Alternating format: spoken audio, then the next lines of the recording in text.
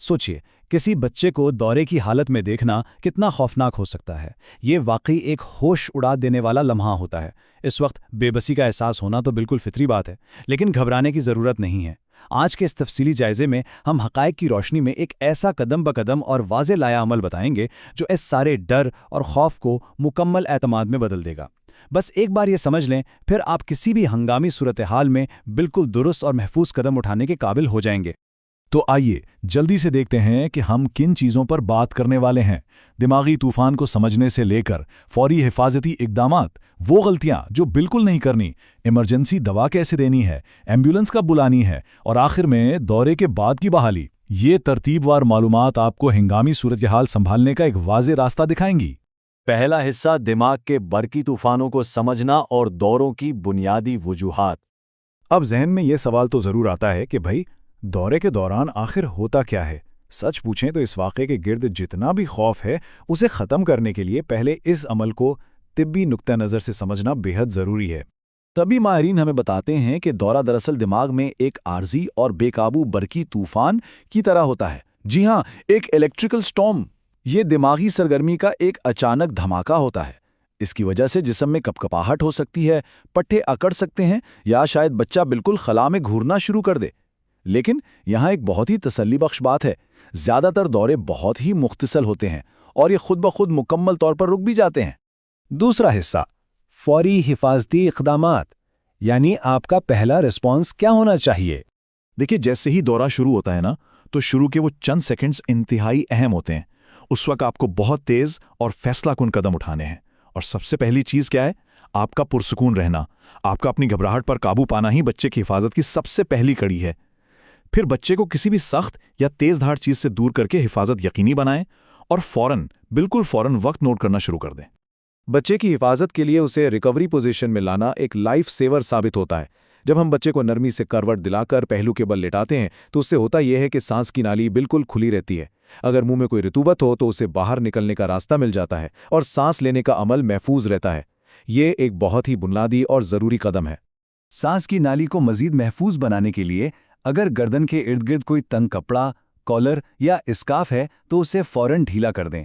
और हाँ, अगर हो सके तो जल्दी से सर के नीचे कोई नरम चीज़ रख दें, कोई तकिया या तह की हुई जैकेट ही सही, ताकि बच्चे के सर को फर्श की सख्ती से चोट ना लगे। अब बात करते हैं वक्त का तयन करने की। जैसे ही ये वाक़या शुरू हो, फ़ौरन अपनी घड़ी या मोबाइल फ़ोन पर टाइम देखें। ये सिर्फ मालूमात के लिए नहीं है, बल्कि ये वक्त का तयन ही आपके अगले तमाम अहम तिब्बी फैसलों की बुनियाद बनता है। यही दुरुस्त वक्त बताएगा कि कब मज़ीद तिब्बी इमदाद की ज़रूरत पड़ने वाली है। तीसरा हिस्सा, किन चीज़ों से गुरेज करें, यानी वो अहम उसूल और गलतियां जिनसे बचना लाजमी है। हमारे माशरे में कई गलत फहमियां फैली हुई हैं जिन्हें आज बिल्कुल सख्ती से रद्द करना होगा। सबसे पहली बात, बच्चे के मुंह में बिल्कुल कभी कोई चीज़ नहीं डालनी।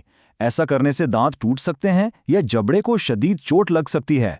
दूसरी बात, बच्चे की हरकत को ज़बरदस्ती पकड़कर रोकने या दबाने की कोशिश हरगिज़ ना करें। हमारा बुनियादी मकसद बच्चे को महफूज रखना है, ना कि उसकी जिस्मानी हरकत से कुश्ती लड़ना। एक और बहुत बड़ी गलती जो लोग अक्सर कर जाते हैं वो है फ़ौरन पानी या कुछ खाने को देना। याद रखें, जब तक बच्चा मुकम्मल तौर पर होश में ना आ जाए और पूरी तरह चौकन्ना ना हो जाए, उसे खाने या पीने के लिए कतई तौर पर कुछ नहीं देना। इस एक उसूल पर अमल करके आप बच्चे को दम घुटने जैसे खतरनाक हादसात से बचा सकते हैं। चौथा हिस्सा, हंगामी दवा देना, यानी रेस्क्यू मेडिकेशन का बिल्कुल महफूज इस्तेमाल। अब यहाँ सबसे अहम नुक्ता क्या है? हिंसा 5। ये 5 का हिंसा आपके जहन में बिल्कुल नक्श हो जाना चाहिए। 5 मिनट। अगर दौरे का दौरानिया 5 मिनट तक पहुंच जाए तो बस यही वो कतई वक्त है जब डॉक्टर की तजवीज़ करदा हंगामी दवा, जिसे रेस्क्यू मेडिकेशन कहते हैं, दी जानी चाहिए। ये 5 मिनट का मार्क दरअसल एक इंतहाई अहम तिब्बी फैसलाकुन लम्हा है। इस हंगामी दवा को आमतौर पर हम बुक्कल रूट के जरिए देते हैं। अब आप सोचेंगे, ये बुक्कल क्या है? बुक्कल से मुराद गाल का अंदरूनी हिस्सा है। इस तरीके में दवा को गाल और मसूड़े के दरमियान मौजूद खला में डाला जाता है। याद रखें, ये दवा निगलने के लिए नहीं होती, बल्कि ये गाल की अंदरूनी झिल्ली से सीधा खून में जज्ब होकर अपना असर दिखाती है। दवा देने के इस अमल में बहुत एहतियात दरकार है। बच्चे को पहलू के बल ही लेटा रहने दें और नरमी से उसका मुंह खोलकर सिरिंज की नोक को गाल और मसूड़े के दरमियान मौजूद उस छोटी सी जेबनुमा जगह पर रखें। एक बात का खास ख्याल रखें, सिरिंज को कभी भी दांतों के दरमियान नहीं फंसाना। बस इस मखसूस जगह पर दवा को आहिस्ता आहिस्ता अंदर डालें ताकि वो मौसर तरीके से जज्ब हो सके। 5वां हिस्सा, इमरजेंसी सर्विसेज बुलाना। एम्बुलेंस कब तलब करें? इंतहाई दबाव वाले वक्त में आपके पास एक वाज़ेह चेकलिस्ट होनी चाहिए ताकि कोई शक बाकी ना रहे। तो सुनिए, अगर दवा देने के बाद भी दौरा ना रुके, दौरा 10 मिनट से ज़्यादा तवील हो जाए, बच्चे को सांस लेने में दुश्वारी हो या वो ज़ख्मी हो जाए, या अगर ये बच्चे की ज़िंदगी का पहला दौरा हो, तो फ़ौरन इमरजेंसी नंबर डायल करें। और हाँ, अगर दौरा पानी के अंदर आया ना, तो ये तो हमेशा एक इंतहाई हंगामी सूरत हाल होती है। छठा हिस्सा, दौरे के बाद की बहाली, यानी आराम और संभलने का वक्त। जब दौरा खत्म हो जाता है तो सूरत हाल में एकदम ठहराव आ जाता है। दौरे के बाद के इस मरहले का एक बाकायदा तिब्बी नाम है पोस्ट एक्टल फेज। ये दरअसल दिमाग की बहाली का दौरानिया होता है। इस वक्त एक निगहदाश्त करने वाले की हैसियत से आपकी सबसे बड़ी जिम्मेदारी सिर्फ एक पुरसुकून माहौल फराहम करना और तसल्ली देना है, क्योंकि बच्चा इस दौरान शदीद थकावट और उलझन का शिकार हो सकता है। इस मरहले पर एक बहुत ही दिलचस्प तिब्बी हकीकत यह है कि दौरे के बाद बच्चे का इंतहाई नींद में होना, उलझन का शिकार होना या उसके सर में दर्द होना बिल्कुल नॉर्मल बात है। ज़रा सोचिए, दिमाग ने अभी एक इंतहाई सख्त वर्जिश की है, इसलिए बस बच्चे को पहलू के बल आराम करने दें, उसकी सांसों पर नज़र रखें और उसे पूरी तरह जागने के लिए जितना वक्त चाहिए वो वक्त उसे ज़रूर दें। मुझे मालूम है इन तमाम मराहिल को याद रखना शायद थोड़ा मुश्किल लग रहा हो, लेकिन अहम बात यह है कि इस वाज़ेह प्रोटोकॉल को हमेशा अपने मोबाइल फ़ोन में महफूज रखें। इस कदम बकदम लाहे अमल का हर वक्त आपके पास होना खौफ और बेयकीनी के एहसास को फौरी तौर पर एक मुनज़्ज़म सलाहियत में बदल देता है। और सबसे अहम बात, इस प्रोटोकॉल को सिर्फ अपने तक महदूद न रखें।